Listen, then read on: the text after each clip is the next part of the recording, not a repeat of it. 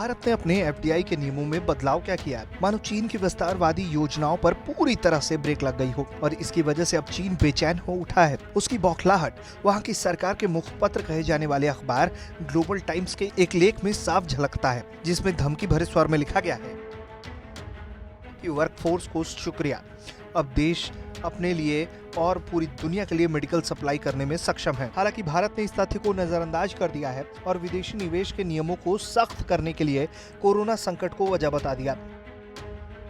Bharat medical supply के लिए काफी हद तक चीन पर निर्भर है और भारतीय कंपनियों को कथित अवसरवादी अधिग्रहण को रोकने की कोशिश संकट की घड़ी में सप्लाई पाने के लिए उसके लिए ही मुश्किलें खड़ी करेगा। आपको बता दें कि एफडीआई के नए नियम के तहत अब भारत की सीमा से जुड़े किसी भी देश के नागरिक या कंपनी को निवेश से पहले सरकार की मंजूरी लेनी होगी। अब तक सिर्फ पाकिस्तान और बांग्लादेश की कंपनियों को ही मंजूरी लेनी होती थी। भारत से पहले चीनी कंपनियों को रोकने के लिए कई अन्य देश पहले ही एफडीआई के नियम को कड़ा कर चुके हैं। अब इसके बाद चीन का चिंतित होना लाजमी है। चीन हर एक देश के बाजार पर नजर गड़ाए बैठा है और मौका मिलते ही वहां कब्जे की फिराक में है।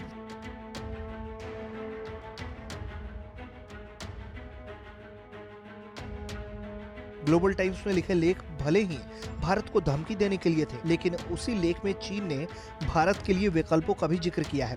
लेख में लिखा है, भले ही इस फैसले के बाद भारत के लिए दूसरे दरवाजे खुल गए हों और भारत में अपना कारोबार रिलोकेट करने की संभावना तलाश रही जापान और दक्षिण कोरियाई कंपनियों को मौका मिल जाए,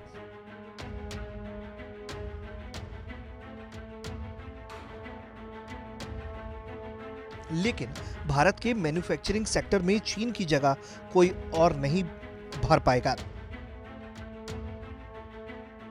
अब बौखलाहट में चीन ने भारत के लिए जिन विकल्पों का जिक्र किया है, वो भारत को तय करना है कि वो किसे मौका देता है। इसके लिए चीन को चिंतित होने की बिल्कुल जरूरत नहीं है। पहले वो खुद उन कंपनियों को संभाले जो उनके देश को छोड़कर भारत आने को आतुर है।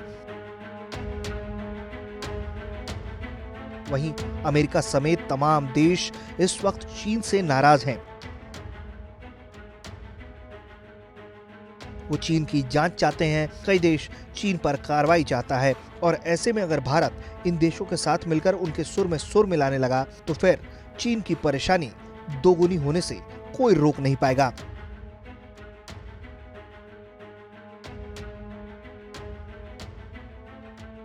ब्यूरो रिपोर्ट, भारत तक।